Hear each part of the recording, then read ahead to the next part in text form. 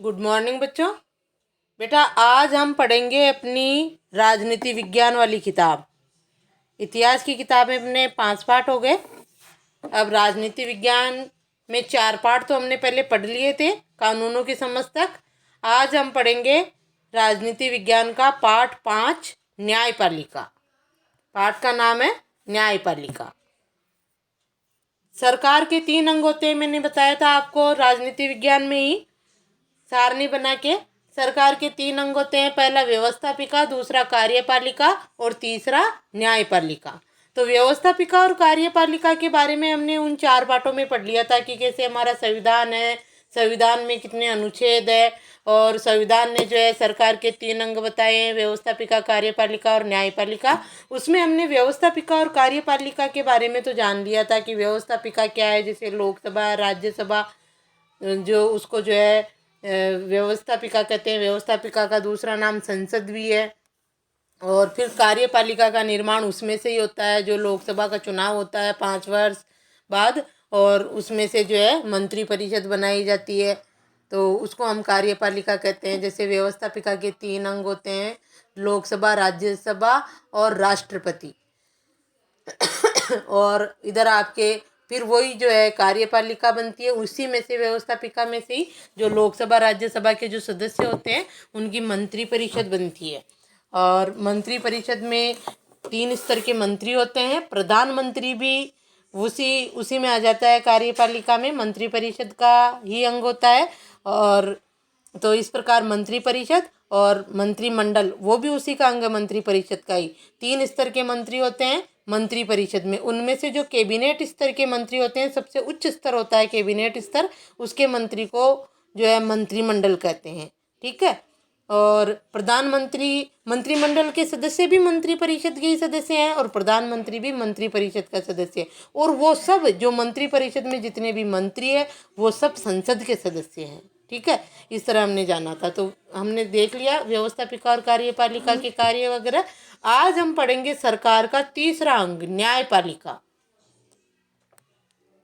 सरकार का तीसरा अंग न्यायपालिका है।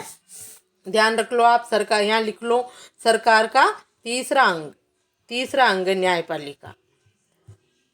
हमने उस समय भी देखा था कि व्यवस्थापिका और कार्यपालिका में तो घनिष्ठ संबंध होता है, क्योंकि कार्यपालिका व्यवस्थापिका से ही बनाई जाती है, और वो व्यवस्थापिका यानी संसद के प्रति पूर्ण रूप से उत्तरदायी भी होती है। लेकिन जो सरकार का तीसरा अंग न्यायपालिका है, न्यायपालिका को बिल्कुल स्वतंत्र रखा है।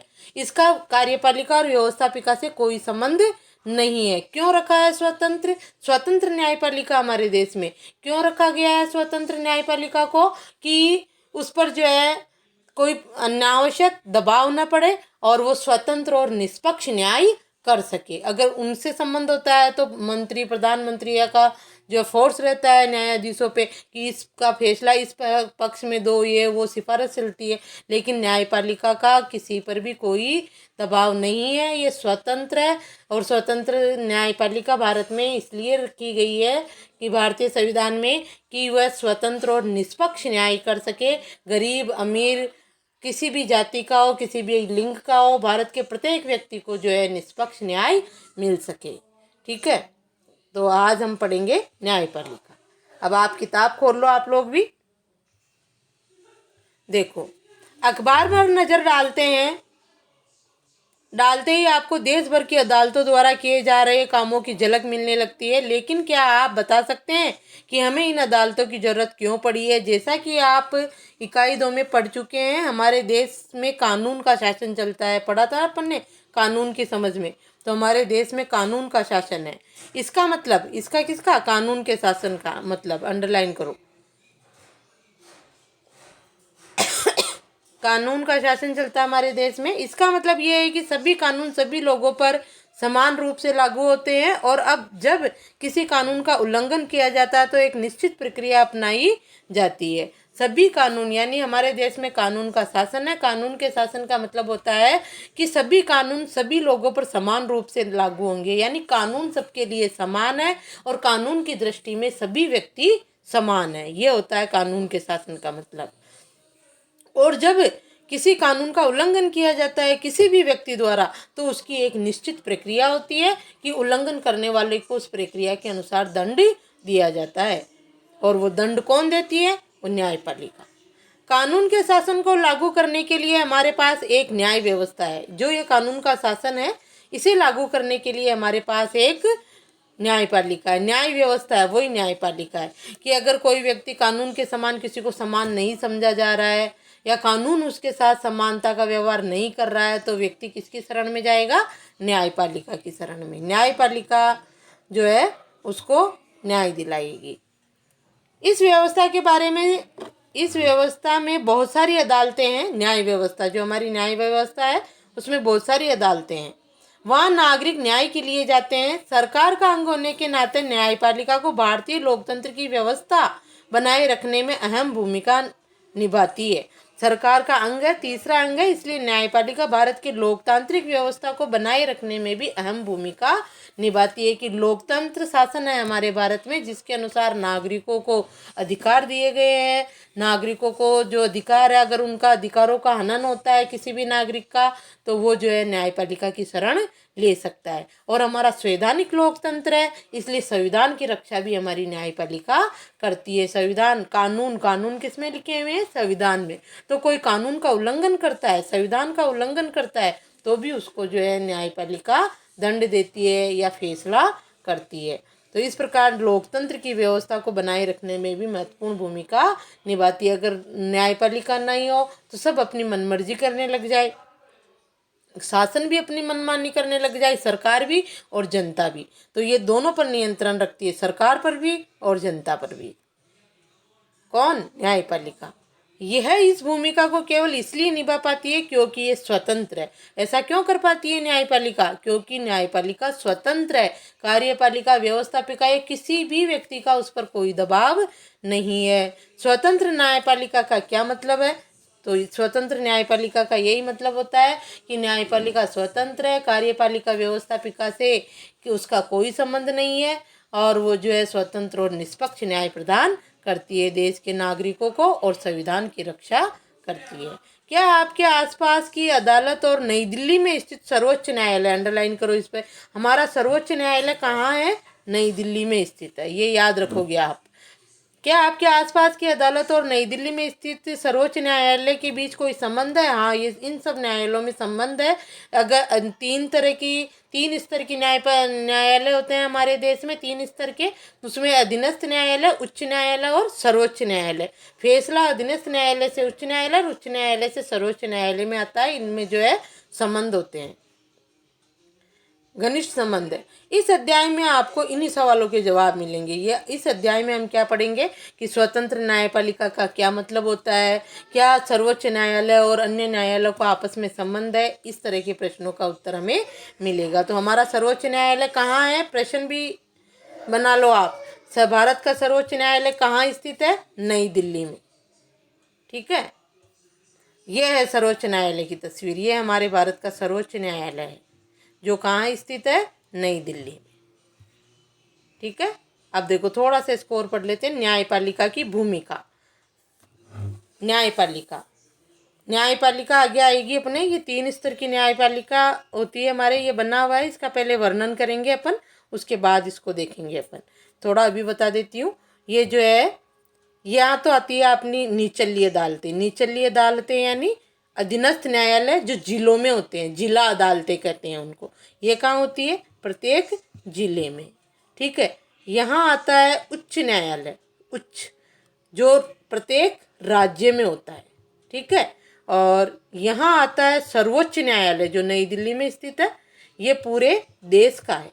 ठीक है, इस तरह से जो है 3 स्तर की न्याय व्यवस्था है हमारे देश में। सर्वोच्च न्यायालय पूरे देश का, उच्च न्यायालय राज्यों में स्थित होते हैं। प्रत्येक राज्य की राजधानी या अलग स्थानों पर भी हो सकते हैं। जैसे हमारे राजस्थान का उच्च न्यायालय कहाँ है? जोधपुर में है।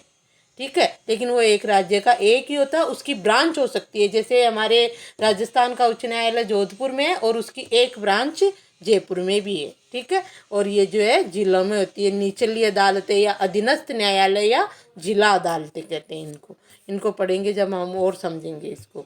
अभी आप ये देखो न्यायपालिका की भूमिका, कि न्यायपालिका की क्या भूमिका है, क्या करती है न्यायपालिका। अदालतें बहुत सारे मुद्दों पर फैसले सुनाती है। भूमिका या कार्य भी कह सकते हो आप इनको, न्यायपालिका की भूमिका या न्यायपालिका के कार्य। तो देखो, अदालतें बहुत सारे मुद्दों पर फैसले सुनाती है। ये तय कर सकती है कि शिक्षकों को विद्यार्थियों की पिटाई नहीं करनी चाहिए। ये राज्यों के बीच नदियों के पानी के बंटवारे का फैसला दे सकती है। वे किसी अपराध के लिए लोगों को सजा दे सकती है। न्यायपालिका के कामों को मोटे तौर पर निम्नलिखित भागों में बांटा जा सकता है। जैसे आज ही न्यायपालिका का फैसला आया है न्यायालय का, कि जो है, जो जैसे फीस के लिए कह रहे थे ना, अभी स्कूल नहीं चल रही है तो कि प्राइवेट स्कूल जो है फीस लेते हैं, पूरी फीस ले या आधी ले या कितनी ले, तो उसका फैसला आज न्यायपालिका ने दिया है। तो इस तरह की जो भी विवाद हो जाते हैं उसका जो है न्यायपालिका क्या करती है, फैसला सुनाती है, निपटारा करती है उसका, और हमारे लिए कानून बनाती है। जैसे शिक्षकों के लिए कानून है कि वो विद्यार्थियों की पिटाई नहीं कर सकते। नदी का पानी, जैसे नदी एक राज्य से दूसरे राज्य में बहकर जाती है तो उसका कानून बना हुआ है कि कौन सा राज्य उस नदी के पानी का कितना प्रतिशत काम में लेगा। अगर कोई राज्य उसमें बेईमानी करता है तो उसके विवादों का भी जो है निपटारा करती है, फिर पानी के बंटवारे का फैसला देती है। ये कार्य किसके हैं, न्यायपालिका के। और न्यायपालिका की जो है यही भूमिका भी है, भूमिका कार्य की बात है। अब देखो, न्यायपालिका, यहाँ अंडरलाइन करो, न्यायपालिका के कामों को मोटे तौर पर निम्नलिखित भागों में बांटा जा सकता है। स्टार बना लो।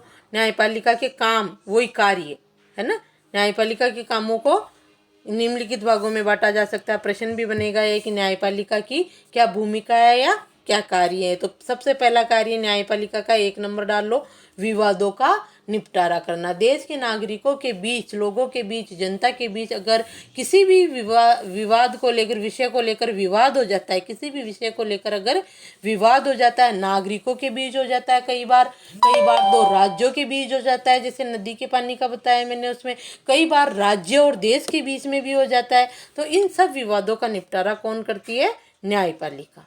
ठीक है, देश के नागरिकों के साथ यानी जनता में कोई विवाद हो जाए, दो राज्यों में कोई विवाद हो जाए, या राज्य या केंद्र में विवाद, किसी भी तरह का विवाद हो जाता है तो उसका निपटारा करने का कार्य किसका है, न्यायपालिका का। तो देखो, न्यायिक व्यवस्था नागरिक व सरकार, दो राज्य सरकारों और केंद्र व राज्य सरकारों के बीच पैदा होने वाले विवादों को हल करने की क्रियाविधि मुहैया कराती है। ठीक है, दो नागरिकों के बीच, देश के नागरिकों के बीच कोई विवाद हो जाए, नागरिक और सरकार के बीच भी हो जाता है। कई बार सरकार ने ऐसा कानून बना दिया जो नागरिकों के हित में नहीं है, तो नागरिक उसका विरोध करते हैं, न्यायालय की शरण में चले जाते हैं। तो नागरिकों और सरकार के बीच कोई विवाद हो जाए, देखो याद रखना, नागरिकों के बीच यानी जनता में, लोगों के बीच कोई विवाद हो जाए, नागरिकों और सरकार के बीच कोई विवाद हो जाए, दो राज्य सरकारों के बीच कोई विवाद हो जाए, या राज्य सरकार और केंद्र सरकार के बीच कोई विवाद हो जाए, तो उनका निपटारा कौन करती है, न्यायपालिका। तो ये पहला कार्य हो गया न्यायपालिका का, विवादों का निपटारा, और करती किस किस का है, वो ये है। ठीक है, अब देखो आगे, न्यायिक समीक्षा, दूसरा कार्य, 2 नंबर डाल लो इस पे। दूसरा कार्य न्यायपालिका का, संविधान की व्याख्या का अधिकार मुख्य रूप से न्यायपालिका के पास होता है। इस पे अंडरलाइन कर लो, संविधान की व्याख्या, अगर किसी भी संविधान के विषय को लेकर कोई विवाद हो जाता है तो उसका निपटारा करने का अधिकार भी किसको है, न्यायपालिका को है।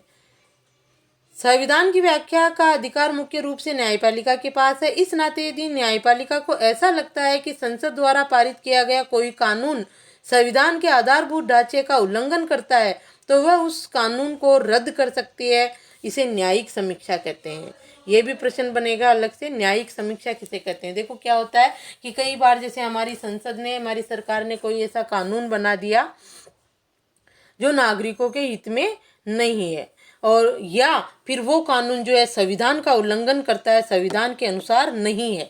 अगर न्यायपालिका ने, उसने, हमारी संसद ने या हमारी सरकार ने जो है ऐसा कोई कानून बना दिया जो संविधान के विरुद्ध है, संविधान के अनुसार ठीक नहीं है, तो न्यायपालिका को उसका अधिकार है कि वो जो है उस कानून को रद्द भी कर सकती है, यानी न्यायिक समीक्षा कर सकती है। ठीक है। न्यायिक समीक्षा का मतलब यही होता है कि संविधान की व्याख्या करने का अधिकार जो है न्यायपालिका के पास होता है, और इस अधिकार के तहत जो है संसद द्वारा बनाए गए ऐसे कानून को जो संविधान के विरुद्ध होता है उसको न्यायपालिका रद्द भी कर सकती है। पहले उसको संसद में जो है विचार के लिए भेजती है दोबारा कि इस पर विचार किया जाए, इसमें परिवर्तन किया जाए। अगर तो संसद परिवर्तन कर देती है संविधान का कोई उल्लंघन हो रहा हो तो, और अगर संसद परिवर्तन नहीं करती है और न्यायपालिका को लगता है कि ये कानून सही नहीं है, इसमें संविधान का उल्लंघन हो रहा है और संसद ने भी कोई परिवर्तन नहीं किया है हमारे कहने पे, तो न्यायपालिका उसको रद्द कर देती है, वो जनता में लागू नहीं होगा। इसको कहते हैं न्यायिक समीक्षा। अब अगला देखो, कानून की रक्षा और मौलिक अधिकारों का क्रियान्वयन, ये भी जो है किसका कार्य है? न्यायपालिका का। तो इसमें कानून की रक्षा, जो कानून की रक्षा का मतलब वही संविधान की रक्षा, जो किसी भी कार्य में कोई भी नागरिक, कोई भी सरकार, कोई भी जो है कानून का उल्लंघन ना करे, यानी संविधान का उल्लंघन ना करे। और दूसरा इसमें है मौलिक अधिकारों का क्रियान्वयन। नागरिकों को जो हमारे भारतीय संविधान द्वारा 6 मौलिक अधिकार दिए गए हैं, हमने पढ़ लिया ना 6 मौलिक अधिकार। समानता का अधिकार, स्वतंत्रता का अधिकार, शोषण के विरुद्ध अधिकार, धार्मिक स्वतंत्रता का अधिकार, है ना, और संवैधानिक उपचारों का अधिकार, इस तरह से। ठीक है, कौन से? समानता का अधिकार, स्वतंत्रता का अधिकार, शोषण के विरुद्ध अधिकार, धार्मिक स्वतंत्रता का अधिकार, शिक्षा एवं संस्कृति का अधिकार 5वां, और संवैधानिक उपचारों का अधिकार। ये 6 मौलिक अधिकार है। अगर किसी भी नागरिक के इन मौलिक अधिकारों का हनन होता है तो न्यायपालिका नागरिकों के अधिकारों का भी रक्षा करती है। देखो इसमें क्या है, तो कानून की रक्षा मतलब न्यायपालिका का तीसरा कार्य यही है कि कानून की रक्षा या संविधान की रक्षा करना और नागरिकों के मौलिक अधिकारों की रक्षा करना, उनको क्रियान्वयन करना। देखो, अगर देश के किसी भी नागरिक को ऐसा लगता है कि उसके मौलिक अधिकारों का उल्लंघन हुआ है तो वह सर्वोच्च न्यायालय या उच्च न्यायालय में जा सकता है। अगर किसी नागरिक को ये लगता है तो वो सीधा सर्वोच्च न्यायालय में भी जा सकता है और उच्च न्यायालय में भी जा सकता है। उदाहरण के लिए कक्षा 7 की किताब में आपने हाकिम शेख, आ गई थी ना अपने हाकिम शेख की कहानी, हाकिम शेख के बारे में पढ़ा था। जो खेतिहर थे, वे चलती हुई ट्रेन से गिरकर घायल हो गए थे। जब कई अस्पतालों ने उनका इलाज करने से इनकार कर दिया तो उनकी हालत काफ़ी ख़राब हो गई थी। इस मामले की सुनवाई के बाद सर्वोच्च न्यायालय ने यह फैसला दिया कि संविधान के अनुच्छेद 21, संविधान का अनुच्छेद 21 इम्पोर्टेंट अनुच्छेद है जो नागरिकों को जीवन का अधिकार देता है। संविधान के अनुच्छेद 21 में क्या है? जीवन जीने का अधिकार है। तो अंडरलाइन कर लो इस पे। संविधान के अनुच्छेद 21 में प्रत्येक नागरिक को जीवन का अधिकार दिया गया है। ये देखो, ये इंपॉर्टेंट है बेटा, छोटे प्रश्नों में आ जाता है। प्रश्न बनेगा यहाँ पे कि संविधान के किस अनुच्छेद में नागरिकों को जीवन जीने का अधिकार दिया गया है, जीवन का मौलिक अधिकार दिया गया है? तो उत्तर क्या होगा? अनुच्छेद 21। ठीक है, देखो आगे, तो इस पे अंडरलाइन कर लो और याद रखोगे पक्का।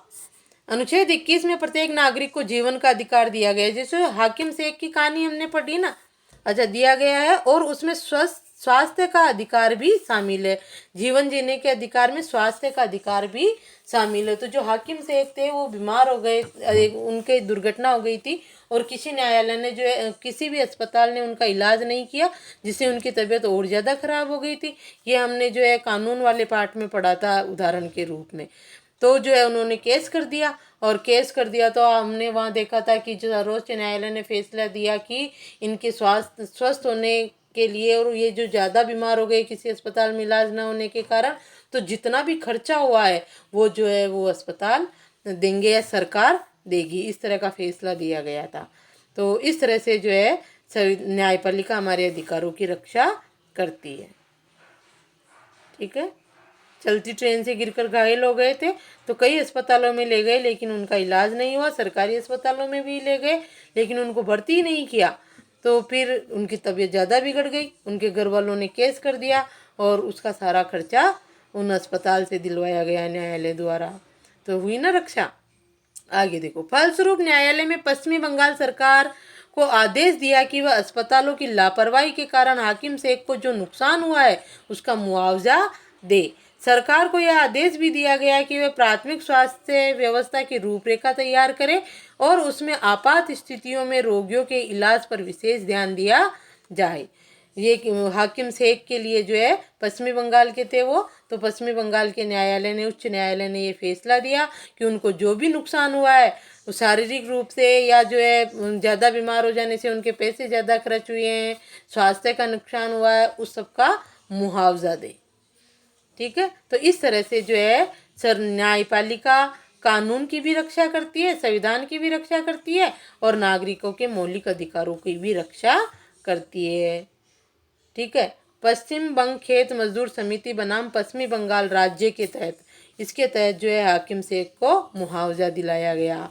ठीक है, अब देखो ये भारत का सर्वोच्च न्यायालय है। फिर से इसकी स्थापना 26 जनवरी, अब यहाँ प्रश्न बनेंगे, जहाँ जहाँ मैं प्रश्न लिख रही हूँ आप कॉपी में करोगे, 3-4 जगह लिख दिए मैंने, यहाँ भी प्रश्न बनेगा कि भारत के सर्वोच्च न्यायालय की स्थापना कब हुई। तो भारत में सर्वोच्च न्यायालय की स्थापना 26 जनवरी 1950 को की गई थी। उसी दिन हमारा देश गणतंत्र भी बना था। देश गणतंत्र बनने का मतलब है कि उस दिन हमारे देश के जो प्रथम प्रधानमंत्री थे डॉक्टर राजेंद्र प्रसाद, उन्होंने अपना पद ग्रहण किया था, राष्ट्रपति पद की शपथ ली थी। तो दो काम हो गए 26 जनवरी 1950 को ही। अपने पूर्ववर्ती फेडरल कोर्ट ऑफ इंडिया की भांति ये न्यायालय भी पहले संसद भवन के भीतर चैम्बर ऑफ प्रिंसेस में हुआ करता था। इसे 1958 में इमारत में स्थानांतरित कर दिया। पहले ये जो सर्वोच्च न्यायालय का अभी जो आप भवन देख रहे हो ना, इसमें ये न्यायालय 1958 में आया। उससे पहले जो है ये संसद भवन के भीतर ही एक चैम्बर, जो आप चैम्बर ऑफ प्रिंसेस हुआ करता था, वहाँ था। तो ये भी प्रश्न पूछा जा सकता है कि सर्वोच्च न्यायालय जो है वर्तमान इमारत में कब स्थापित हुआ, 1958 में। ठीक है, तो आपका होमवर्क रहेगा कि जहाँ जहाँ भी मैंने आपको प्रश्न बोला है कि यहाँ ये प्रश्न बन रहा है, इसका उत्तर ये है, उन सारे प्रश्नों को आप कॉपी में करोगे और ये भारत के सर्वोच्च न्यायालय का चित्र लाकर कॉपी में चिपकाओगे। ठीक है, भारत के सर्वोच्च न्यायालय का।